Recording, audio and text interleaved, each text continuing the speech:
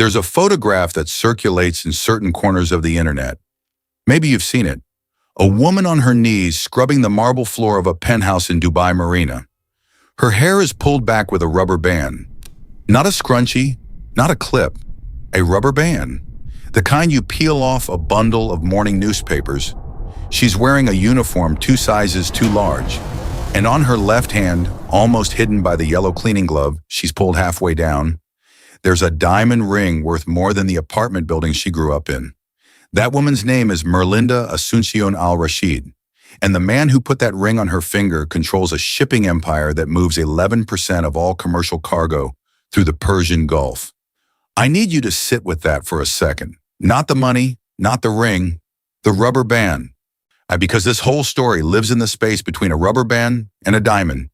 And if you leave before I finish telling it, you will miss the one detail that makes every tabloid headline about this couple a lie. Let me know in the comments section where you are watching from and what time of the day it is. Merlinda was born in Tansa, Cavite, a municipality in the Philippines where the air smells like dried fish and diesel, where roosters start screaming at 4 in the morning, and where a girl's options, if she's smart but poor, come down to nursing school, a call center, or a plane ticket to the Gulf. She chose the plane ticket. She was 23. Her mother packed her a single bag and slipped a plastic-wrapped Santo Niño medallion into the side pocket, the kind you buy outside Quiapo Church for 40 pesos. Merlinda wore it every day for the next 9 years, under every uniform, through every shift. She arrived in Dubai in 2014 with a 2-year contract as a domestic worker for a cleaning services company that supplied staff to luxury residences. The agreement was simple: 6 days a week, 10 hours a day, 1,700 dirhams a month. That's roughly $460 for scrubbing toilets in apartments that cost more per square meter than her entire barangay's annual income. She didn't complain. That's not the point of this story. The point is what she carried, not in her suitcase, but in her blood. Before I go any deeper, I want to hear from you. Drop a comment right now and tell me where in the world you're listening from. I'm always amazed at how far these stories travel. Whether you're in Manila, in London, in Lagos, in Riyadh, let me know. It matters now. Khalid bin Faisal al-Rashid. You won't find him on the Forbes list. That's intentional. His family operates the way old Gulf money has always operated, through layers, through trusts, through names on documents that are not their own. The Al-Rashid Group manages a constellation of interests: port logistics, cold storage, fuel bunkering, and a real estate arm that owns residential towers the way other people own socks. Khalid was the third of 4 brothers, which in a Gulf family hierarchy means you're important enough to be dangerous, but not important enough to be watched. He was 41 when Merlinda was assigned to his residence on the 62nd floor of a tower in Jumeirah Beach residence. She replaced a previous cleaner who had quit, or been fired, depending on who you asked. Khalid's apartment was the kind of space that punishes you with its emptiness. 3 bedrooms, all unused except his. A kitchen with copper pans hanging from a rack, not one of them ever touched by heat. A balcony overlooking the marina, where the yacht sat like white teeth in a jaw of blue water. He barely noticed her the first 4 months. That's the truth of domestic work in the Gulf. You become furniture. You learn to move through rooms as if you are made of the same material as the walls. Merlinda understood this instinctively. She cleaned around his presence the way water flows around stone. But Khalid al-Rashid had a problem. Not a business problem. Not a woman problem. A silence problem. His wife, his first wife, Noura, had died 18 months earlier. Breast cancer diagnosed late, advanced fast. The apartment still held her things: a drawer of silk scarves in the master closet, a pair of reading glasses on the nightstand, prescription too specific to donate, too painful to discard, a jar of her favorite hand cream on the bathroom shelf, the brand high-end enough that the scent lingered even months after the last squeeze. Merlinda noticed all of it. She cleaned around those objects the way an archaeologist brushes sand from bone. carefully, respectfully, never moving them from their positions. She understood without being told that those objects were not clutter, they were monuments. And one evening, Khalid came home early from a meeting and found her standing in front of the nightstand, not touching anything, just standing there with her head slightly tilted. He watched her from the hallway. She didn't know he was there. She crossed herself, quietly, touched the Santo Niño at her chest. Then she whispered, and he barely heard it, "Rest well, ma'am." She was praying for his dead wife, a stranger, an employee, praying for someone she had never met, in a room she was paid to clean. Khalid didn't say anything that night. He went to his study and sat in the dark and pressed the heels of his hands into his eyes until the pressure made colors bloom behind his lids. Because grief does something corrosive to a man. It doesn't just hollow you out, it makes you hypersensitive to kindness. Any genuine kindness, no matter how small, becomes unbearable because it reminds you that the world is still capable of tenderness, and the one person whose tenderness mattered most is gone. The next morning, for the first time in 4 months, he spoke to her beyond instructions. "The hand cream on the bathroom shelf. What does it smell like to you?" Merlinda paused. She thought about lying, about saying she hadn't noticed, about playing the role of invisible labor she had perfected. Instead, she said, "Like ilang ilang," and a little bit like the candles they burned during Simbang Gabi. "The night masses, sir. Back home before Christmas." He looked at her, really looked, and she held the gaze for exactly 2 seconds before dropping her eyes. Long enough to be honest, short enough to be appropriate. "That's exactly right," he said. "She bought it in the Philippines, actually. Boracay. We went there in 2018. That was the first crack in the wall. Over the next several months, conversations accumulated the way sediment does. Thin layers, almost imperceptible, but building towards something with weight. He learned that she had a degree in accountancy from a provincial college in Cavite that she'd never been able to use. She learned that he'd studied engineering at Imperial College London, but had never built anything. His father had pulled him into the family business the week after graduation. They were both in different registers, people whose lives had been redirected by forces larger than their choices. This is the part where you'd expect me to tell you they fell in love slowly, gently, like a movie. And parts of it were gentle. But the reality of an Emirati billionaire developing feelings for his Filipino cleaning staff is not a gentle situation. It is a grenade with the pin half pulled, sitting on a shelf of crystal glasses. Let me ask you something. Honestly, if you were Khalid, and you felt something real forming with someone the world would tell you is beneath your station, would you act on it or bury it? I'm genuinely curious what you think, because the answer he chose surprised even him. Drop that in the comments. Now let me tell you what happened next, because this is where the ground shifts. It was a Thursday in November when Khalid's youngest brother, Tariq, showed up unannounced. Tariq was the family's enforcer, not in any criminal sense, but in the way Gulf families always have one member whose job it is to preserve reputation. He managed appearances. He vetted marriages.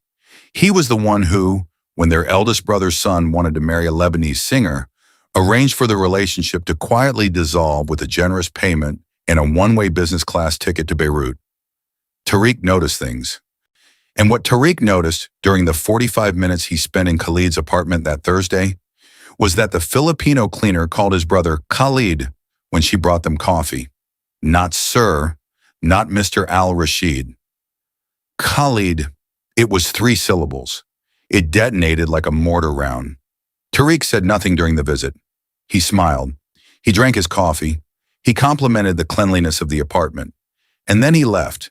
And within 72 hours, he had compiled a dossier on Merlinda Asuncion, her contract, her visa status, her family in Cavite, her social media presence, even the remittance records showing she sent 60% of her salary home every month to support 2 younger siblings through college.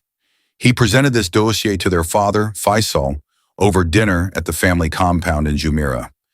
The old man looked at the photographs, looked at his youngest son, and said only one thing: end it before it begins. But Tariq was 72 hours too late, because while he was assembling his folder, Khalid had already driven Merlinda to a jeweler in the gold souk. Not one of the tourist shops with the velvet display cases, but a backroom operation run by an Indian craftsman named Suresh, who had been making custom pieces for the Al-Rashid family for 20 years. Khalid asked Suresh to size a ring. Merlinda stood in the corner of that cramped workshop, surrounded by the smell of solder and metal polish, wearing her cleaning company's polo shirt, holding her phone in both hands. And she was shaking, not from cold, not from excitement, when from the specific terror of standing at the edge of something that could save your life or ruin it and having no way to know which. Suresh looked at Khalid, looked at Merlinda, looked back at Khalid. Same setting as the last one, sir? The question hung in the air like smoke. The last one? Nora's ring. Suresh was asking if the new ring should mirror the ring of the dead wife. Khalid shook his head. No, something completely new. That answer mattered more than the diamond. Merlinda understood it even if Suresh didn't. Khalid wasn't replacing Nora. He was making a door that hadn't existed before. They married in secret. A nikah performed by an imam in a small mosque in Deira, witnessed by two of Khalid's most trusted employees. His driver, a Pakistani man named Bilal, who had been with him for 15 years, and in his executive assistant, a Jordanian woman named Reem, who had managed his calendar since before Nora's diagnosis. No family, no announcement, no celebration. They signed the papers, and Khalid drove Merlinda back to the staff accommodation where she still officially lived, and she walked into her shared room, lay down on her narrow bed, pressed the ring against her lips, and cried so quietly that her roommate in the next bed didn't stir. For 5 months, the marriage existed only in those spaces. She would go to his apartment during her scheduled shifts, and the hours she was supposed to spend cleaning were hours spent simply being, eating together, watching television, learning each other's languages. He studied Tagalog phrases from a children's workbook she ordered online. She corrected his pronunciation with a mercilessness that made him laugh, genuinely laugh, a sound his apartment hadn't contained in almost 2 years. Here's what the outside world didn't know. Here's what the tabloids never reported. Here's the detail that changes the geometry of this entire story. Merlinda had a secret, and it wasn't small. Before she left the Philippines, her mother, Corazon, sat her down in the kitchen of their concrete house and told her something that had been sealed in silence for Merlinda's entire life. Corazon was not her biological mother. Merlinda had been adopted at 3 months old from a facility in Manila. Her biological mother was a Filipino woman named Teresita, who had worked as a nanny in Saudi Arabia in the 1990s. And Teresita's employer, the father of the child she'd cared for, with the man in whose household she had lived for 4 years, was a Saudi businessman who had an affair with her. An affair that produced a daughter. That daughter was Merlinda, and the Saudi businessman, this is where the air leaves the room, was Faisal al-Rashid, Khalid's father. Merlinda was Khalid's half-sister. No. Wait, let me be precise, because precision matters here, and the truth is stranger and more specific than that clean summary. Corazon had told Merlinda only that her biological mother had worked in Saudi and that her father was an Arab businessman. No names, no details. Merlinda had grown up with this information the way you carry a pebble in your shoe, always aware of it, never examining it, because examining it would mean stopping, and she couldn't afford to stop. She was surviving. A survival doesn't leave room for origin stories, but when she entered Khalid's apartment for the first time, she saw a photograph on the study wall, a formal portrait of the Al-Rashid family taken in the 1990s. And in the background, not centered, not important, just there, stood a Filipino woman holding an infant. The photograph's framing made her peripheral, practically decorative. Merlinda recognized the woman's face from the single photograph her mother Corazon had given her. A creased, faded image of Teresita taken the year before she left for Saudi Arabia. The woman in the Al-Rashid family portrait was her biological mother. She said nothing. For months, she said nothing. She cleaned. She observed. She gathered details the way someone maps the walls of a maze they might need to escape. If you're feeling something right now, if your chest is tight, if you're trying to work out what this means for everything I've told you so far, then you already understand why this channel exists. We don't tell stories that slide off you. We tell the ones that stay. If you haven't subscribed to Empire Stories TV yet, now would be a good time. You're going to want to be here for what's coming next. Merlinda was not certain. That's critical. She had a photograph, a resemblance, a set of dates and locations that aligned. But she didn't have proof, and she knew, with the clarity of someone who has spent her life being underestimated, that without proof, she was just a maid with a wild story. Worse, she was a maid who had married into the family she might belong to by blood. And that marriage, if the biological connection was real, it was not just a scandal. It was under the laws governing familial relations, potentially void. So she did what no one expected. She didn't tell Khalid. She didn't confront Faisal. She contacted a genetic testing service through a Dubai-based medical clinic, provided her own sample, and began waiting for the right moment to obtain a comparison. That moment came when Tariq made his move. Faisal's directive to end the relationship had graduated from suggestion to campaign. Tariq began pressuring Khalid directly. Phone calls at midnight, visits to his office, veiled threats about the family trust restructuring. He leaked word to Khalid's business partners that his brother was unwell and making erratic personal decisions. The phrase erratic personal decisions in Gulf business circles is a bullet wrapped in silk. Why it means we are preparing to remove him. Khalid, who had spent his adult life bending to his family's architecture, did something unprecedented. He pushed back, not with anger, not with drama, but with the cold, methodical precision of a man who has finally located the hill he's willing to die on. He moved Merlinda into his apartment openly. He registered their marriage with the appropriate authorities. He informed his company's board of directors, on which 3 of his cousins sat, that his wife would be attending the next family gathering during Eid. The family compound in Jumeirah went silent, the way the ocean goes silent before a rogue wave. And then the counterattack came. Not from Tariq, from Faisal himself. The old man, 76, still sharp, still commanding, summoned Khalid to the compound. Merlinda was not invited, and the meeting lasted, according to Bilal, who waited in the car, just under 3 hours. When Khalid emerged, he looked like a man who had been disassembled and reassembled with several parts missing. He got into the car and stared at the dashboard for a full minute before speaking. He offered me a choice, Khalid told Bilal. The marriage or the family. Everything.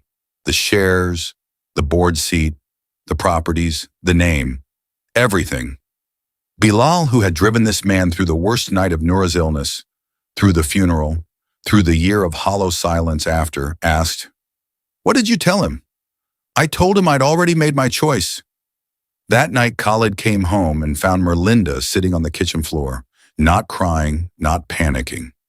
Sitting cross-legged on the cold marble with a laptop open in front of her and a stack of printed documents beside her.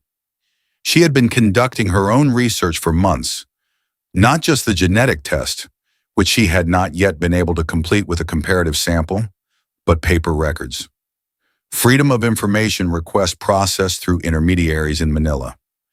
Employment records from the Philippine Overseas Labor Office.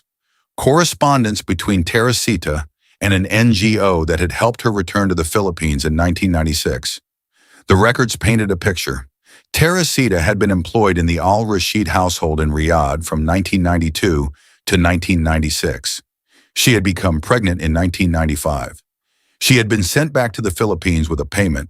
Not generous, not cruel, just transactional. The baby had been placed with a family in Cavite through an informal adoption facilitated by a local parish priest. Merlinda looked up at Khalid and said, I need to tell you something, and I need to tell you all of it, and I need you to not speak until I'm done. And she told him everything. The kitchen was silent except for the hum of the refrigerator and the distant perpetual murmur of Dubai traffic 62 floors below. Khalid sat across from her on the marble floor, a man whose suits were hand-tailored in Milan, sitting on his own kitchen floor in his socks, listening to his wife tell him she might be his sister. He didn't speak for a long time after she finished. Then, you knew this before the Nikah? I suspected. I didn't know. I still don't know for certain. Why didn't you tell me? She held his gaze. Because I wanted to be sure, and because I was afraid that if I told you too early, you would do the math and decide I married you for the name, for the claim, for the money. And I need you to know in your bones that I married you because you are the first person who ever saw me standing in a room. Silence. The refrigerator hummed. He reached across the floor and took both her hands. His grip was not gentle. It was the grip of someone holding on to a ledge. Then we find out the truth, he said, together. The DNA test took 11 days. Merlinda provided her sample again. Obtaining Faisal's was more complex. Khalid arranged it through a medical checkup he suggested to his father under the guise of concern for the old man's health. A water glass from the meeting room, not elegant, but sufficient. 11 days. They lived in those 11 days the way astronauts live in a capsule, in close proximity, performing routine tasks, aware at every moment that the walls around them were the only thing between them and the void. The results arrived on a Tuesday, a PDF attachment to an encrypted email. Khalid opened it, read it again, set the phone face down on the counter. Negative, he said, no paternal match. Merlinda's knees buckled. She caught herself on the counter's edge. The marble was cold under her palms. Tuesday morning marble, hard and factual and cold. But the test revealed something else, something the clinic flagged in a supplementary note. Merlinda's DNA showed partial familial markers consistent not with Faisal al-Rashid, but with another member of the extended family, a deceased uncle, to Faisal's younger brother Hassan, who had also employed domestic staff from the Philippines in the late 1980s and early 1990s. Merlinda was not Khalid's half-sister. She was his cousin. By blood, though not by any record, any law, any family tree the al-Rashids had ever drawn. Hassan had died in 2001. His branch of the family had no acknowledged heirs. His share of the family trust, dormant, accumulating, substantial, sat in a legal gray zone that Tariq had been quietly maneuvering to absorb for years. The secret Merlinda carried was not that she could tear the kingdom apart through scandal. It was that she could tear it apart through inheritance. She was the biological daughter of a man whose estate had never been settled, whose share of the al-Rashid fortune had been treated as communal property by the surviving brothers who needed to assume, that Hassan had left no children behind. Khalid understood the implications immediately. Merlinda understood them differently. She didn't see a claim. She saw a name. She saw the ghost of a man she had never met, her father, acknowledged for the first time by the cold machinery of science. She held the report, and what she felt was not triumph, not leverage, not strategy. It was grief. Grief for a father she never knew. Grief for a mother, Teresita, who had been sent away with a payment and a silence that was supposed to last forever. Khalid presented the results to Faisal, not as a weapon, as a fact. The meeting at the compound this time lasted 7 hours. 3 lawyers were summoned. Tariq left the room twice. Faisal sat in his chair the entire time, a man confronting the past his family had paid to erase, watching it rise like water through a foundation crack. The negotiation that followed took 4 months. I won't pretend it was warm or fair or conducted in good faith by all parties. Tariq fought every concession like a man protecting his own children's futures, which he was. The elder brothers invoked precedent, tradition, the danger of acknowledging illegitimate heirs in a family where bloodline determined everything from board seats to burial plots. But Merlinda did something that none of them anticipated. She didn't ask for the full share. She didn't hire outside attorneys to maximize her claim. She sat in a room of men who had spent their lives acquiring, and she said, "I want acknowledgement, and I want my father's name spoken in this family. I want a trust established in his name for educational scholarships in the Philippines, for domestic workers' children. I want enough to ensure my mother Corazon never worries about money again. And I want you to stop trying to take my husband away from me." The room went quiet. Not the silence of consideration, the silence of men realizing they had been outmaneuvered by someone who wasn't even playing their game. Faisal, who had built an empire on reading people, looked at Merlinda for a long time, and then he nodded. Once. The nod of a man who recognizes something he cannot name. Dignity, maybe, or the specific brand of strength that grows in the spaces where power has never lived. The settlement was signed in March. The Hassan al-Rashid Memorial Education Fund was established with an endowment that would support 200 scholarships annually. Corazon received a lifetime annuity. Merlinda's name was entered into the family records. Not prominently, not loudly, but permanently. Ink on a page that could not be erased. On the day the papers were finalized, Merlinda went back to the apartment and removed the Santo Niño medallion from around her neck for the first time in 9 years. She set it on the nightstand. The same nightstand that still held Noura's reading glasses, which Khalid had never moved and Merlinda had never suggested moving. 2 monuments now, side by side. The reading glasses of a wife who was gone and the medallion of a girl who had arrived. I think about Merlinda sometimes when I hear people talk about power. They talk about it like it's a volume knob. More money, more influence, more control, louder, louder, louder. But the most powerful thing I've ever seen in a story is a woman on the 62nd floor of a building she once cleaned, choosing to ask for less than she deserved, and in doing so, making herself impossible to dismiss. Because the world is full of people who grab. You know them. You might work for one. You might be related to one. They take everything the moment allows and they call it strength.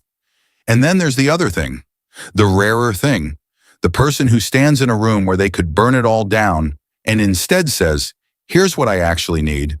And it's not everything. It's just the truth. That's not weakness. That's the kind of power that doesn't need a tower. It just needs a voice in a room that's finally quiet enough to hear it. And sometimes, not always, but sometimes, the room listens. If this story made you think of someone who needs to hear it, someone who's been underestimated, someone who's carrying a secret, someone who's trying to figure out how much of themselves to fight for, send it to them. Share this. And if you felt something in your chest during this story that you can't quite name yet, that's exactly why we do this at Empire Stories TV. Subscribe if you haven't. The next story we're telling, it's about a woman who inherited a kingdom she was never meant to see and the price she paid to keep it. That one's going to sit with you long after midnight.